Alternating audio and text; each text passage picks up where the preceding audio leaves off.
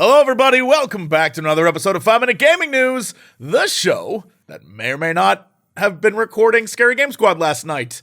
And I am so tired still. We were up really late. We were trying to get it done. It was the first time we could meet in a while, and I'm just excited to be able to give you the end of the series. So stay tuned. Today in the news, E3 is returning, and it's under new management. It has been announced that ReedPop, the company behind PAX, EGX, New York City Comic Con, and more, is stepping in to run E3 2023. The company, with connections as owner of sites like Eurogamer, GamesIndustry.biz, VG247, and more, is leveraging all of that to bring back the con in 2023 in a grand way for the first time in 4 years. ReedPop said E3 2023 would welcome back publishers, developers, journalists, content creators, manufacturers, buyers, and licensors, and also highlight digital showcases and feature in-person consumer components. It is a tremendous honor and privilege for ReedPop to take on the responsibility of bringing E3 back in 2023, said Lance Fensterman, president of ReedPop. With the support and endorsement of the ESA, we're going to build a world-class event to serve the global gaming industry in new and broader ways than we already do at ReedPop through our portfolio of world-leading events and websites. They went on to say that they've listened to what people want, studied feedback, and E3 is coming back in an epic fashion. And if they're taking feedback, and if any of them are listening, this is my feedback. 1. Even though they're your competition, Summer Games Fest was awesome.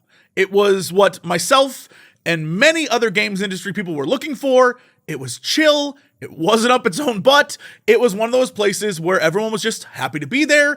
It was relaxed. It was an industry event with industry people, and no one was like wheeling and dealing and making it crazy. I'm sure it was going on, but it wasn't like, in your face, which was a huge problem E3 had, and it just got worse and worse and more crazy. And hey, if we could do less of that and make it more about the games and less about the business boys, that would be lovely. 2, PAX, Star Wars Celebration, EGX, all these things are great fan experiences.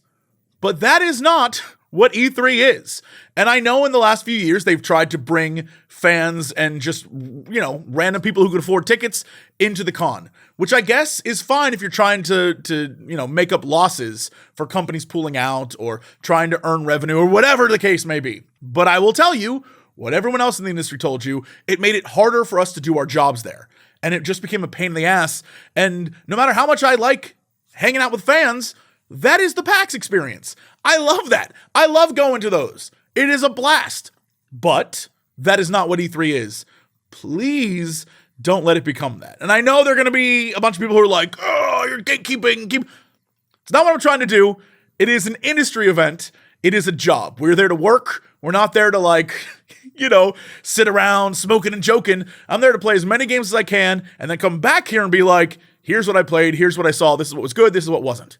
That's the idea. And it's just significantly harder to do that when there's an extra 60,000 people running around. And 3, what are you going to do about companies like Nintendo and Sony and Microsoft, who at the end of the day don't really need E3? Sure, they show up to PAX. The Nintendo booth at PAX is always fun. I still have my Kirby shirt from way back when, right? It's great, and I understand it because, again, it's a fan experience. It's for us as just fans, not industry Jesse, fan Jesse. So what do you do when the industry doesn't see value in a big event? How do you get them back?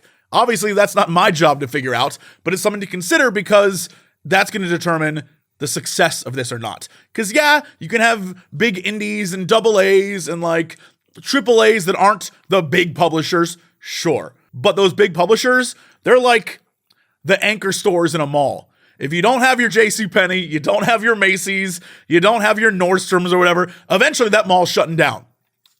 Just something to consider. Speaking of things to consider, let's go to the other side of the corporate gaming world. EA.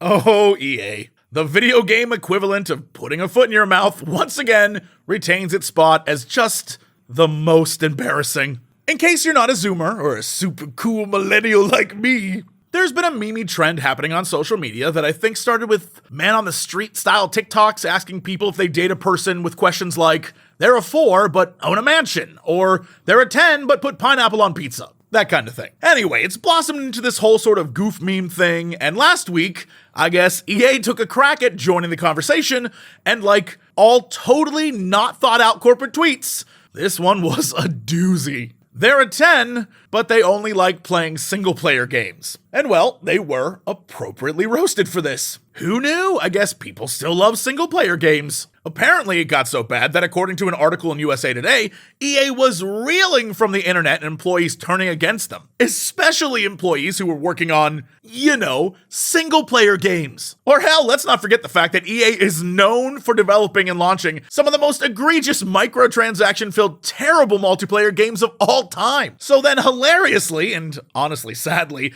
the genius minds over at EA's marketing tried to self-actualize an old Chinese proverb or two by taking the fact that the tweet was going viral and claiming they could spin it positively. An all-hands-on-deck meeting was called, asking social media managers to workshop replies, where EA Studios would publicly ridicule the tweet online. The idea apparently was to get more attention to the tweet, then highlight their single-player games and flip it into a marketing win? Except, once again, this is just further proof that the people who work at the higher-up positions in video game companies don't know a damn thing about video games, and more importantly, about the history of their own company. But thankfully, someone had the brains to say self-roasting ourselves would only feed into the whole big bad EA narrative, which, by the way, is less narrative and more truth. But honestly, all that would end up doing is saying that their own studios are confirming it. This caused many of the social media managers to just opt out right away, and then the plan quickly fell apart. Once again, and I cannot stress this enough, if your social media team doesn't know the space you're operating in, if it doesn't know the history of, say,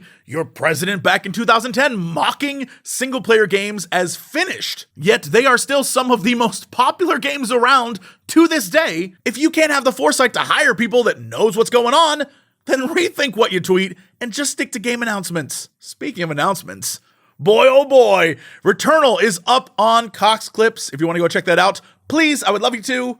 Cox Clips.